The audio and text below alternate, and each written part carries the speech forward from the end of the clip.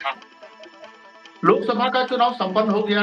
जैसा आप देख रहे हैं कि एनडीए का एक नारा था, अब की बार 400 पार तो नहीं हो पाया, 300 भी पार नहीं हो पाया। इसको लेकर इंडिया गठबंधन की जितनी भी पार्टियां हैं सभी अपना पीठ थपथपा रही हैं।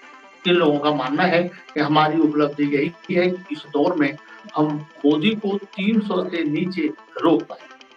एकदम से और है कि जो सरकार 400 पार में बनती और निर्णय लेती, वो अब नहीं ले पाएगी। चाहे वह मनमानी आप कहें या भारतीय जनता पार्टी की भाषा में कहें तो देश हित में जो निर्णय लेने जा रही थी, वह अब निर्णय भारतीय जनता पार्टी नहीं ले पाएगी, क्योंकि उन्हें गठबंधन धर्म का पालन भी करना होगा। नीतीश कुमार का नाम आप जानते हैं, इन्हें पलटू चाचा के नाम से जानते हैं। तो भारतीय जनता पार्टी जो इस बार जदयू के साथ चुनाव लड़ी थी, एनडीए का वो घटक दल थे। आज डर है कि कहीं न कहीं यदि ये पलट जाए, फिर से राजद में चले जाएँ तो परेशानी हो सकती है। वेंकैया नायडू ये सभी लगातार लगे हुए हैं कि किसी तरह से ये जो पूरी समीकरण है उसे बनाई जाए। समीकरण तैयार भी है और नीतीश कुमार ने कहा भी है कि आने वाले समय में हम पलटेंगे नहीं, हम आप ही के साथ रहेंगे। लगातार उनका वीडियो वायरल होता रहा है। जिस तरह चुनाव प्रचार में उन्होंने अलग-अलग जगह जाकर लोगों को बताने का प्रयास किया है।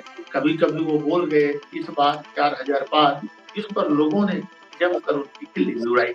अब विधानसभा की तैयारी में लगभग नेता जुड़ चुके हैं। हमारे साथी भवेश मिश्रा हैं, जो आप देख रहे हैं हमारे साथ जुड़े हैं। ये हजारीबाग से हैं और ये विशेष जानकारी हमें देंगे कि हजारीबाग में क्या स्थिति है। क्योंकि हजारीबाग में जब हम लोगों ने ग्राउंड रिपोर्टिंग किया था, उस समय जेपी पटेल का पलड़ा भारी दिख रहा था। प्रधानमंत्री नरेंद्र मोदी का आगमन और उनका जो रैली था, उसने लोगों को इस तरह से मोटिव किया, इस तरह से लोगों देख रहे हैं कि मनीष जायसवाल सांसद बन गए हैं।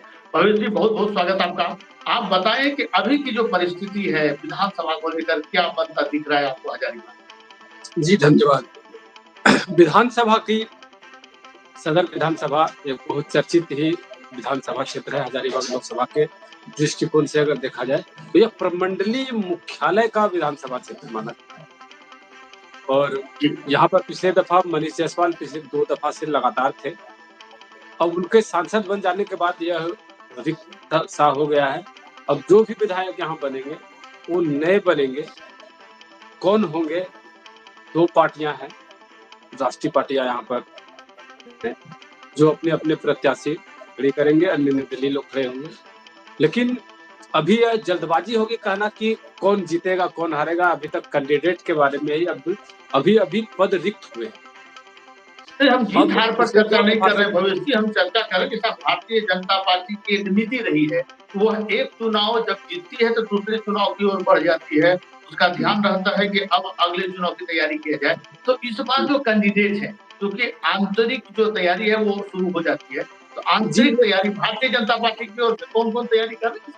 जी, भारतीय जनता पार्टी की ओर से अगर देखा जाए तो चुनाव समाप्त होते के साथ ही निर्दलीय प्रत्याशी थे पिछले दफा जो 51,000 निर्दलीय मत लाए थे, वह भारतीय जनता पार्टी में मनीष जायसवाल से प्रेरित होकर के और शामिल हुए थे। मोदी जी के नीतियों से प्रेरित होकर के वह भारतीय जनता पार्टी में लगे थे और मनीष जी के खाली हो जाने के बाद उन्होंने भी 1 लाख पर्यावरण के दिवस के अवसर पर 1 लाख पौधा वितरण करने का अभियान प्रारंभ करके वह एक तरह से चुनावी शंखनाद का प्रारंभ कर चुके हैं।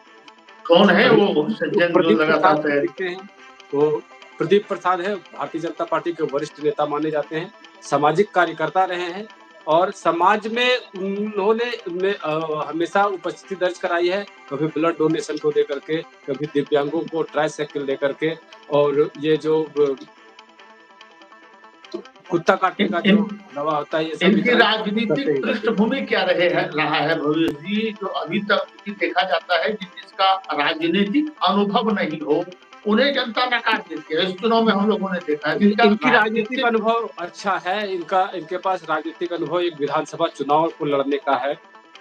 अन्य लोगों को लड़वाने का है। ये अकेले दम पर निर्दलीय प्रत्याशी रहते हुए 50,000 से अधिक मत लाए थे इन्होंने आजसू पार्टी से अपने राजनीतिक जीवन का प्रारंभ किया था। पिछले दफे एक कांग्रेस में जब आजसू पार्टी ने उन्हें टिकट नहीं दिया, गठबंधन धर्म के कारण आजसू पार्टी से इनकी दूरी हुई। उसके बाद इन्होंने कांग्रेस पार्टी ज्वाइन किया। कांग्रेस पार्टी में भी इन्होंने जो युवाओं को शक्ति एक अभियान चला था, उसमें महत्वपूर्ण भूमिका निभाई थी।